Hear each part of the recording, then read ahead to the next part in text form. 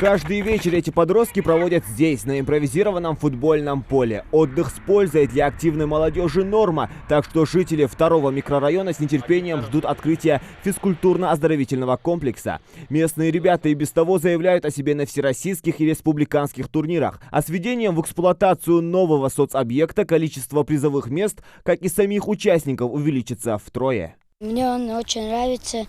Я ходил в Сагапчи, дзюдо, и я хочу тут ходить в ФОК, мини-футбол. Мне очень нравится этот ФОК, который строится.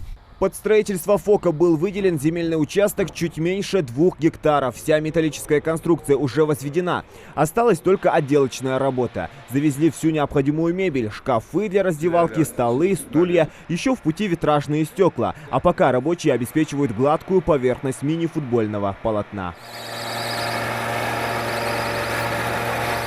Этот аппарат грубой наждачной бумагой стирает все неровности деревянной поверхности. После такой обработки повторно зачищают уже мягкой бумагой. Затем наносят лак. Это застрахует спортсменов от занос. Металлическую конструкцию утеплили минватой. Сантехнические работы, электротехнические работы закончены на 95%.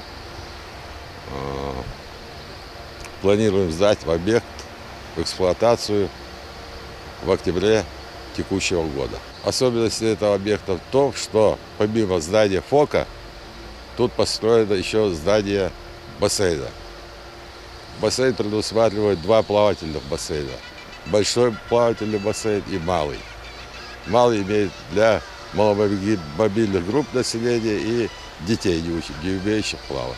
В строительство объекта проинвестировала компания «Роснефть». На возведение ушло 300 миллионов рублей. В трехэтажном здании будут созданы все необходимые условия для занятий спортом. Одновременно здесь могут заниматься до 500 человек. На первом этаже ФОКа находится игровой большой зал габаритами 42 на 30.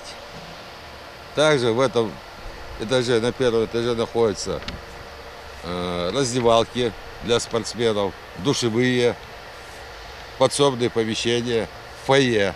Второй этаж ФОКа, зал аэробики, игровой зал тоже. И также подсобные помещения, бытовые помещения. Борьба, бокс, карате, дзюдо, самбо. Спортсменам будут доступны разные бесплатные секции, в том числе гимнастика и водные процедуры. К концу октября также будет полностью благоустроена и прилегающая территория с парковкой. Зелимхан Калоев, Адам Гулоев, Джамалей Тамасханов. Новости 24.